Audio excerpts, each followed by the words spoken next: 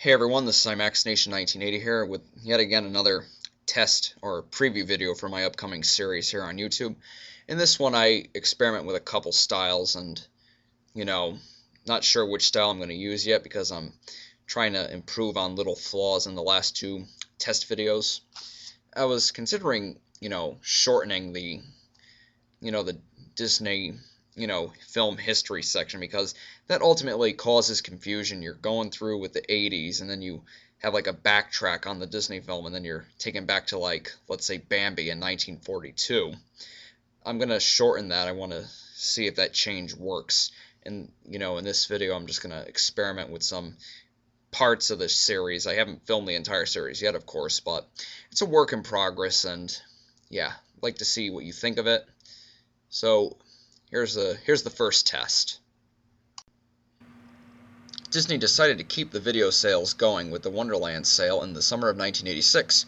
After years of doing Christmas promotions, such as the Wrapped and Ready to Give and Making Your Dreams Come True promotions, Disney decided to have a sale for the summer season.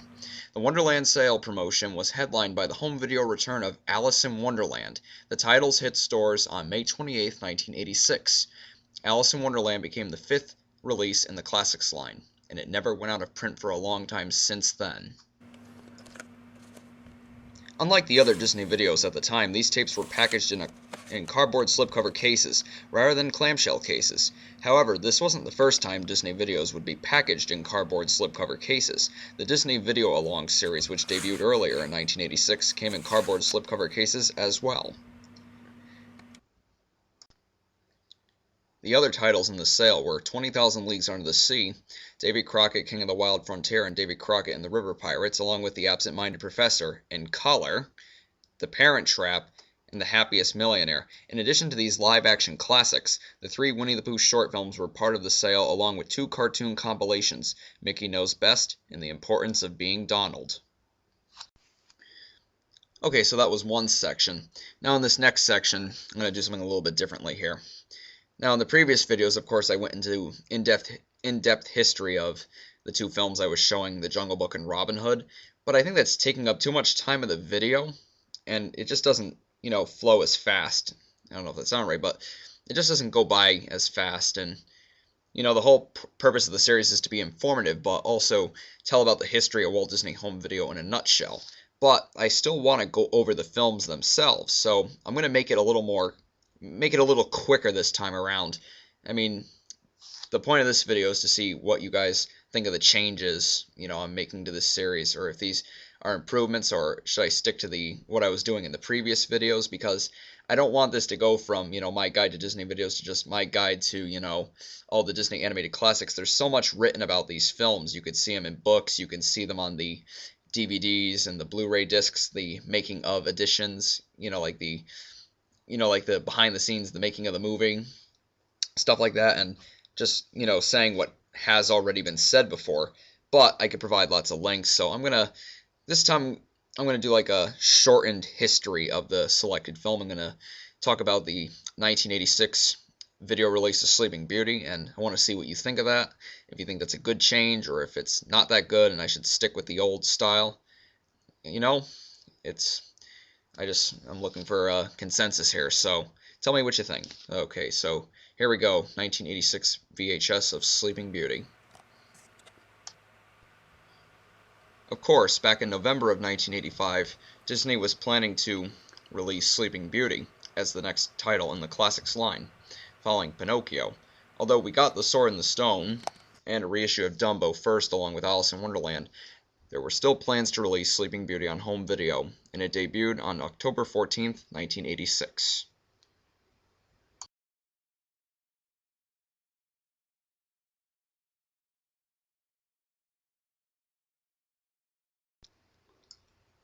Of course, Sleeping Beauty was the 16th animated feature in the Walt Disney Animated Classics canon, and Sleeping Beauty took a long time to make. It was a very ambitious film, and it was probably the most ambitious Disney film since the Golden Age. And it was also a bit of a risk. Sleeping Beauty was the most expensive animated feature film made at the time of its release, costing $6 million to produce. It was also photographed in 70mm Super Technorama. Of course, like the other Disney films from the 1950s, Sleeping Beauty made heavy use of live-action reference footage. Also, the Xerox process was used on this film. Developed by Iwerks, Walt Disney's longtime friend, the animated features made after Sleeping Beauty and before 1985's The Black Cauldron were done in the Xerox process. It was much easier and it was cheaper. Sleeping Beauty unfortunately did not turn a profit when it was released. The film was released in theaters on January 29, 1959. It received mixed reviews. Some critics weren't too crazy about the story and thought that the character development was a little weak. Sleeping Beauty was re-released 3 times, 1970, 1979, and 1986. It made back its money in its reissues. Like Fantasia and Alice in Wonderland, Walt never lived to see the film turn a profit. Okay, so that was what I was planning to do for the film history section, because if I get, go if I really, go over the history of the film and talk about everything that happened during production, it just might take up the whole video. And all that information is in a lot of books, and it's in a lot of different, DVDs, even on the Sleeping Beauty DVD and Blu-ray or any other title. Although there are some facts that you can only get on the internet that Disney doesn't put on the DVDs and Blu-rays for some weird reason. But the whole series, is going to be informative, but I think these quick histories of the films is a much better choice. If you disagree, that's okay. I'm looking for suggestions.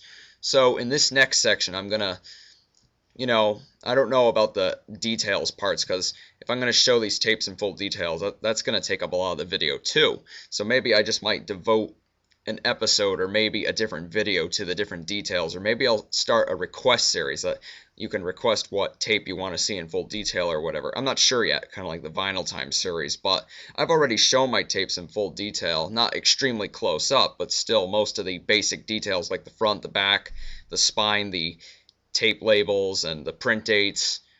But I was going to show, more details in this series, but maybe not. This next section, of course, is a test, so see what you think.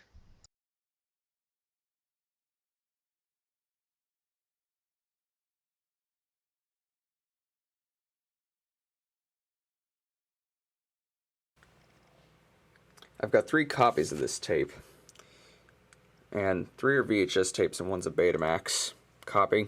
That's what the cover looks like. Show you that in full detail. Of course, the original animated classic, and VHS hi-fi stereo. Must have been a big deal at the time. Classics Diamond, Walt Disney Home Video logo. Profile there.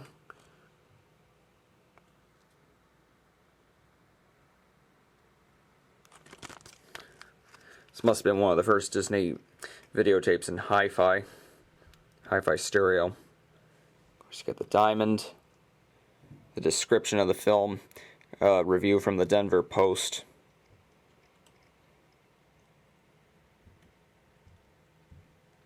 See if you can see that description back there. I don't want to take up too much time in the video, but yep, digitally processed. Of course, it would later, they'd later be digitally mastered.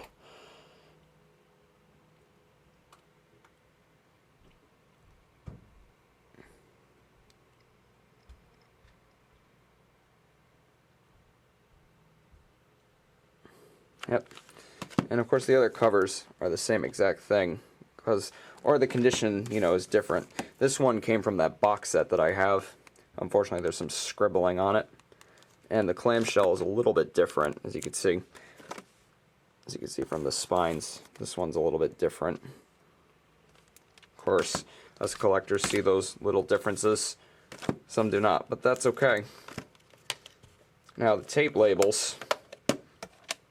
Some copies have the line between the MPAA rating and the film logo itself and the diamond.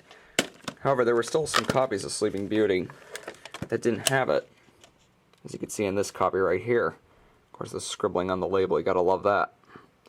But hey, it's better than nothing. This one actually has promo material in it too. Probably use that as an example somewhere else in the series. Yep. Probably use this on the Bring Disney Home for Good episode, because I'll probably have a whole episode devoted to that Christmas, that holiday promotion of 1986, including the release of this tape. Anyways, the print dates on these tapes are, this one's August 11th, 1986. This is the one that doesn't work, by the way. You subscribers know that that tape broke. This is the one that works. This one was printed August 4th, 1986.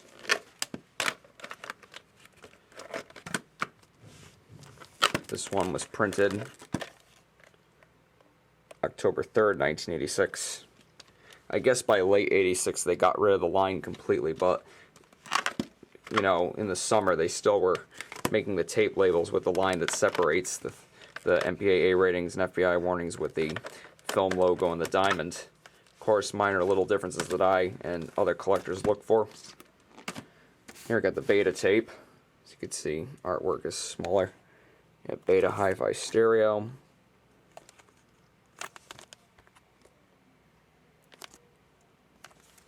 Have a look at this. Label's not centered, unfortunately, but it's the way it is.